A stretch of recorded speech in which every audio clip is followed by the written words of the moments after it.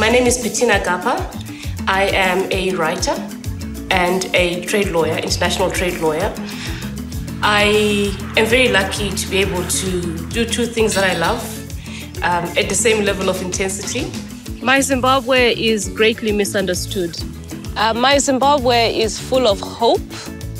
It's full of broken, sad people, but it's also full of happy, industrious, resilient people. My Zimbabwe is a Zimbabwe of stories, and those are the stories that I want to tell.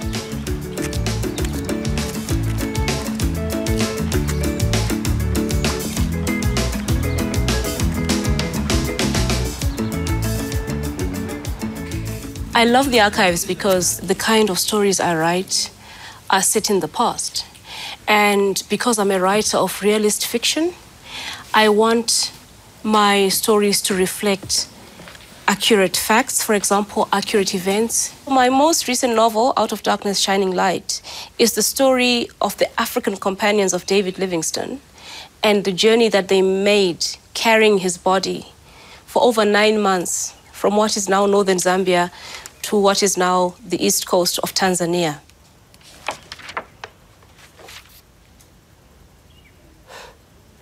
I wanted to flip the story, return the gaze, and tell the story from the perspective of the Africans and not the story of the white explorer, the missionary, David Livingstone.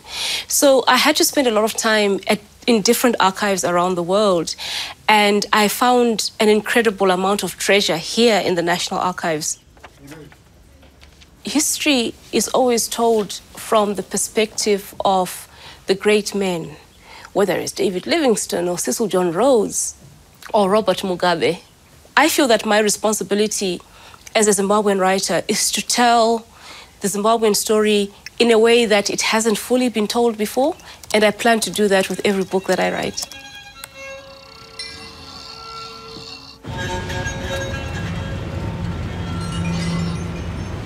We're going to? We're going to the Hive, Short Heath. Yeah.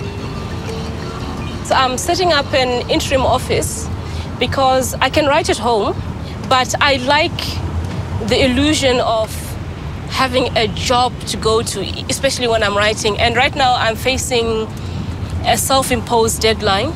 I need to finish a manuscript by the end of the year.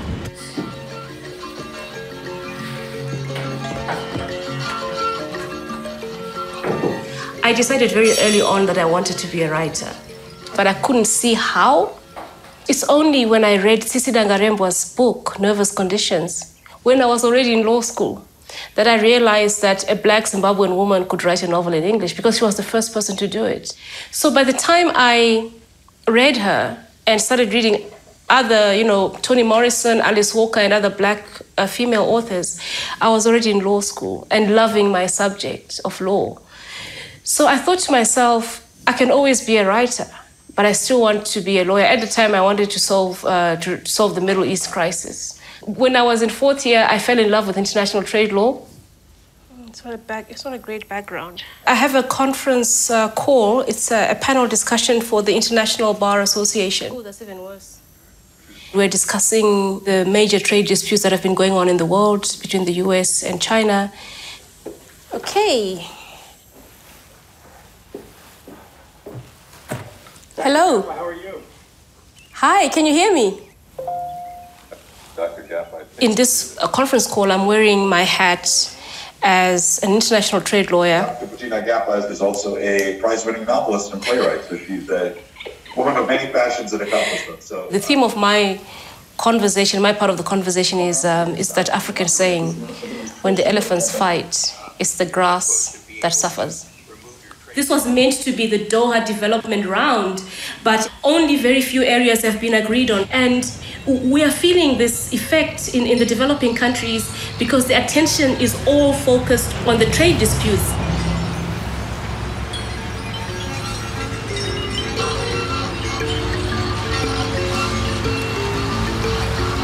It's easy to be fooled into believing that everything is normal. People have their coffee mornings, sushi at the Queen of Hearts, that kind of thing.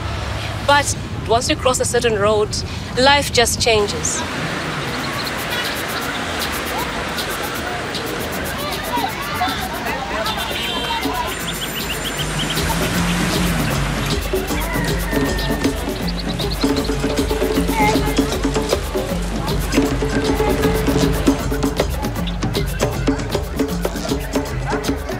this is Msika. It's the largest vegetable market in the country. It's also the place that is, for many people who come to the city from elsewhere, the first point of contact with the city. For me, it was many, many years ago. I think I was about 4 years old when I first came to Msika and the bus terminus from our rural village in Gutu to live in a township called Glenora.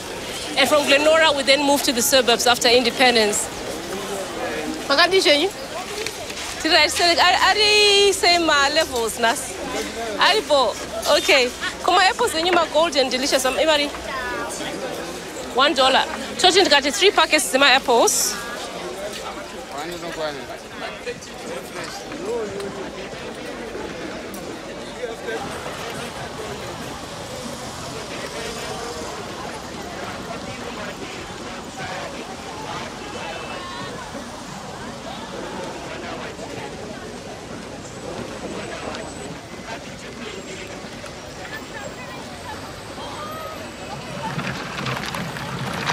When my first book came out, it was received fairly negatively by state media in Zimbabwe. I had a newspaper article in the Herald, and the headline was, "Today's Judas Iscariot, Petinu Gappah." It created the impression that I was an anti-government and therefore anti-Zimbabwe writer. Once you read my work, you realize that I'm just talking about the ordinary, everyday life of Zimbabweans who are influenced by the acts and deeds and words of the so-called great men. So, for example, in my third book, Rotten Row, I deliberately did not mention the president's name once because I wanted to say he doesn't matter. It's the people I'm writing about, the vendors, the magistrates, the policemen. So I'm standing at the top end of Rotten Row, which is one of my favorite streets in Harare. It's a road that connects the city center to the famous township of Bare. And it's a street that is redolent with history, with memory. It's the street down which the pioneer column came and planted the flag of United Kingdom. We have the ZANU-PF headquarters. We have the magistrates' court. And it's actually for that reason that I wrote a book called Rotten Row, which looks at how important the street is and all the different institutions that are on it.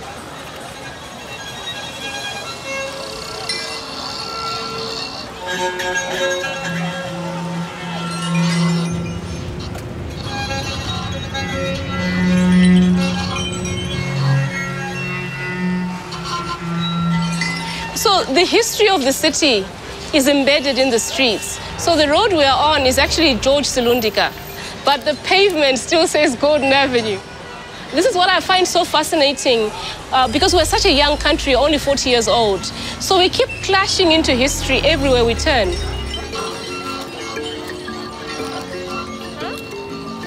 Ese is Silver series.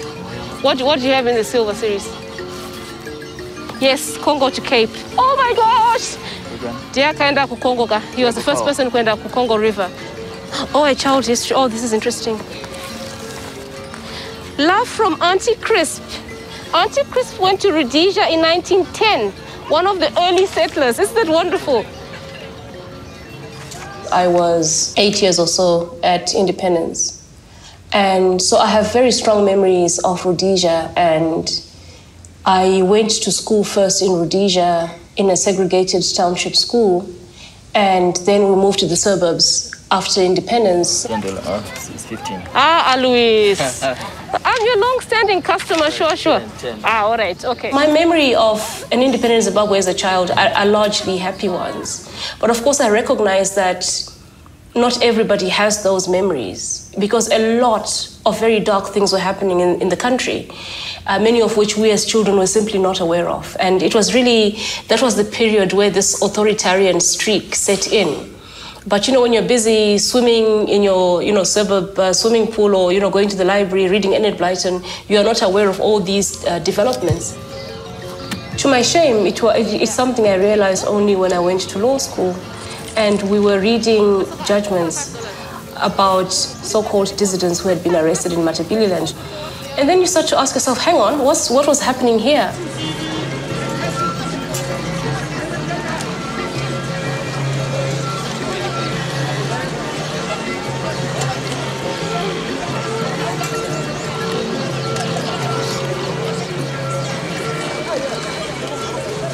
November 2017, there was what is called in Zimbabwe, a military-assisted transition from the Mugabe regime to what we hoped would be a new dispensation.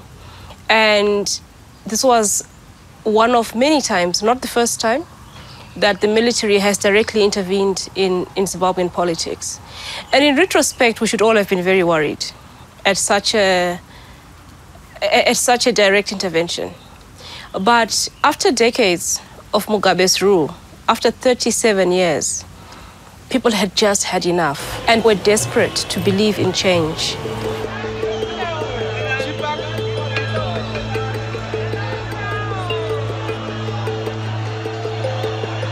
On paper, it seemed like we were taking a new direction. For the first time in many years, we would have an election that was internationally observed.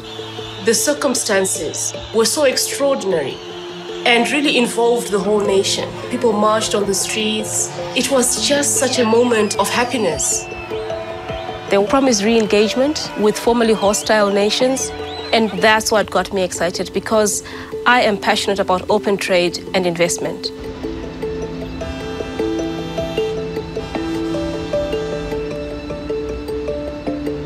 I got the sense that maybe this wasn't what it seemed from early on. But you keep thinking, oh no, it will get better, it will get better, it will get better. But I think by about 1 August, when the soldiers shot people on the streets, that's when I realized that this might actually not go anywhere, because they're still very willing to use the coercive element of the state.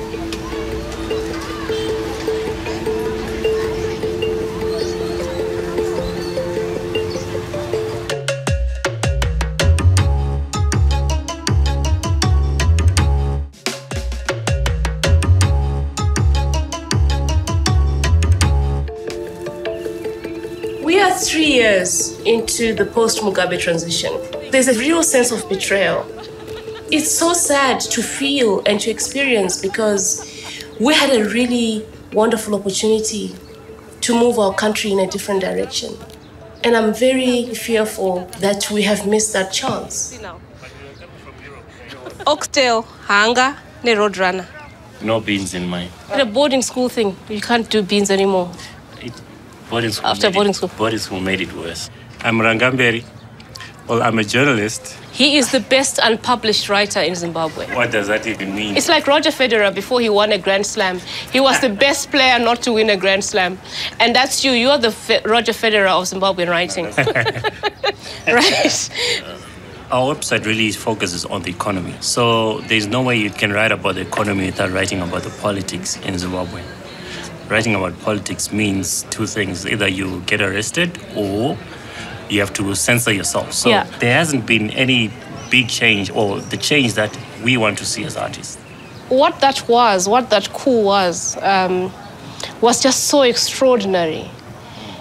We all imagined that there was a real shift in policy, in just the way government, treats people, because people were part of that transition.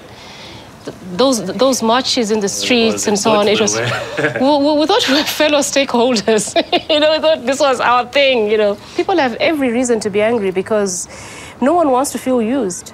No one wants to feel that they were simply instrumental in a power retention game between factions.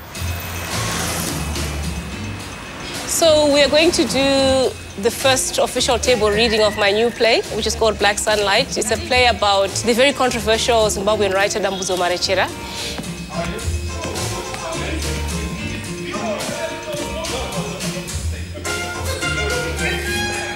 Dambudzo is just returned from exile, an exile of 8 years in England, and has come home to independent Zimbabwe. But unfortunately, it still very much looks like Rhodesia.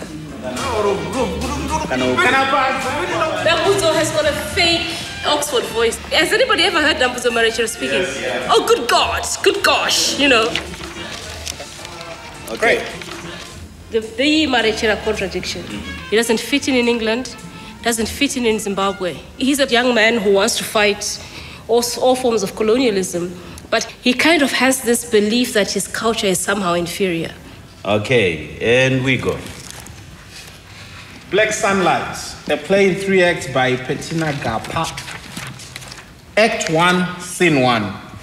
Salisbury International Airport, Zimbabwe. Good morning, ladies and gentlemen. It is 5:30 a.m. Air Zimbabwe flight UM707 from London Gatwick has landed. From upstage right stumbles a young man of about 30. For all his smart, debonair appearance, there's nonetheless something disheveled in his appearance. This is Dambudzo Marichere. Wow. I don't believe it. I just don't believe it. Salisbury, I'm in Salisbury. Passport and arrival form? Do you know, the first thing I did when I got off the plane was to kiss the ground. It's just as uncomfortable as you would expect. Not so easy on the lips. But still, I want to do it again. It is not permitted. He takes out a sign that says, "It is not permitted to kiss the ground." When he comes home, the very first thing that he encounters is, oh, this is not allowed, this is not allowed, this is not allowed, you're not allowed to smile, you're not allowed to be happy. So you're sort of like living in a cage of some sort, you know. And then fast forward to Zimbabwe 2020, it's almost like that limitations of sort of like freedoms, you know, freedom of expression, freedom of thought, freedom of movement, freedom of conscience, you know. Like you just, everything is just boxed, you know.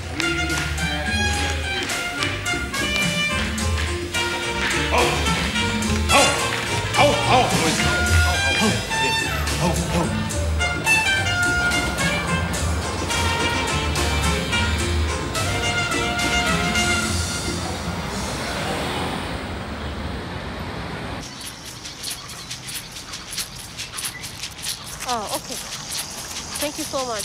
So I am going to see Tendai Biti, who is a highly regarded Zimbabwean lawyer. He is also the vice president of Zimbabwe's main opposition party, the MDC. Love this. God, I love libraries.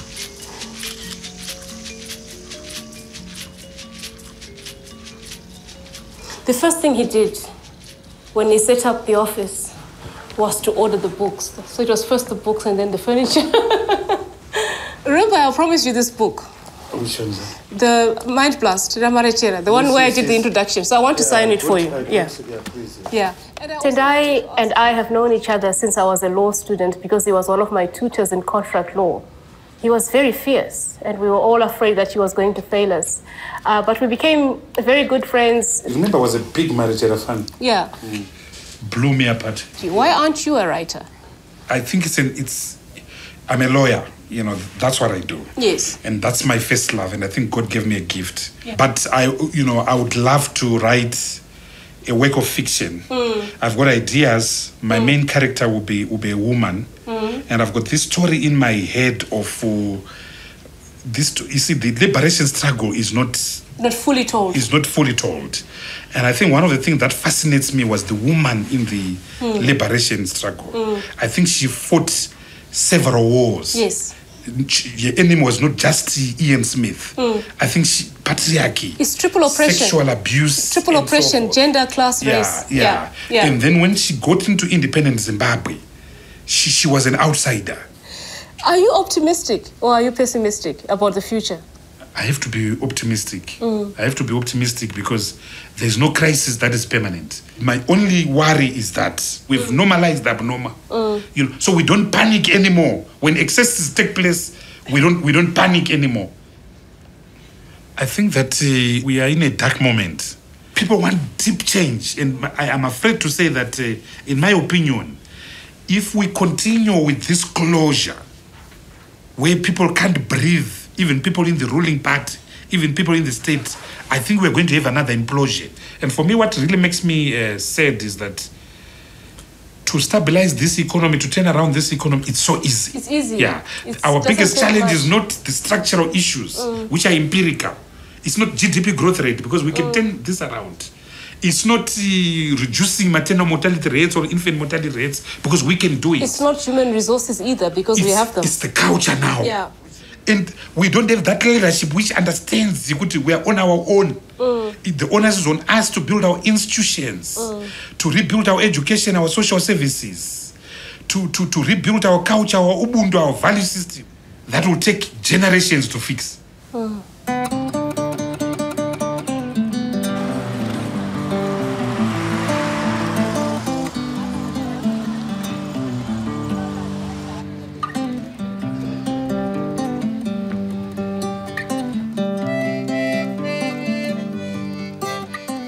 library is one of my favorite spaces in Harare because it's associated so closely with my childhood. I don't believe you can be a writer without being a reader. And my path to being both a lawyer and a writer, but especially a writer, started in this library. The books I read as a child were books that children in England would have read. And it was then that I started actually writing, when I was about 10 years old, 11 years old.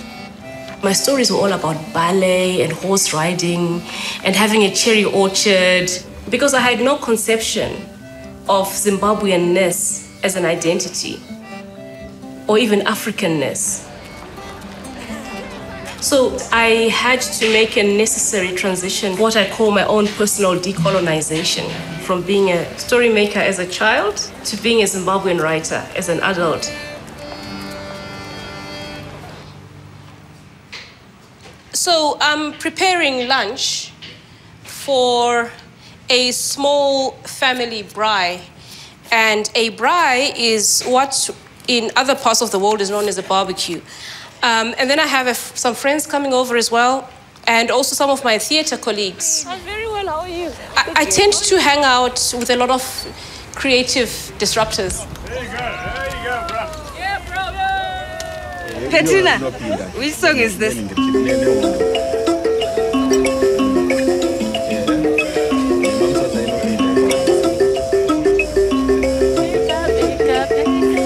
What are you going to Petina?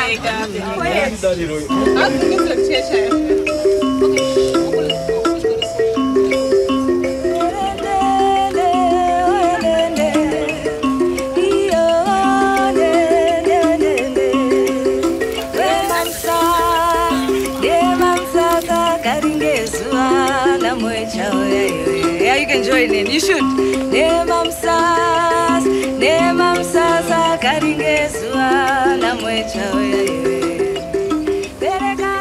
By the time I started to write my first book, An Elegy for Italy, I had a fairly good idea of the kind of stories I wanted to tell about the Zimbabwe I know, the Zimbabwe of humor, of laughter, of weddings where dramatic things happen, funerals where dramatic things happen, just people falling in love, having babies, against the background of this difficult political and economic situation.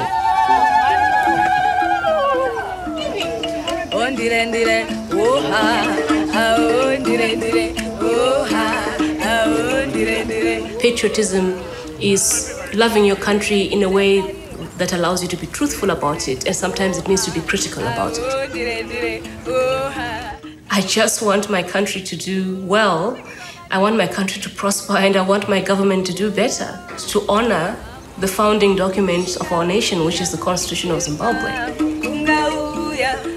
I want us to maintain our dignity on the world stage, but we're never going to get to that place until we sort ourselves out and until we take our responsibilities to our own people seriously.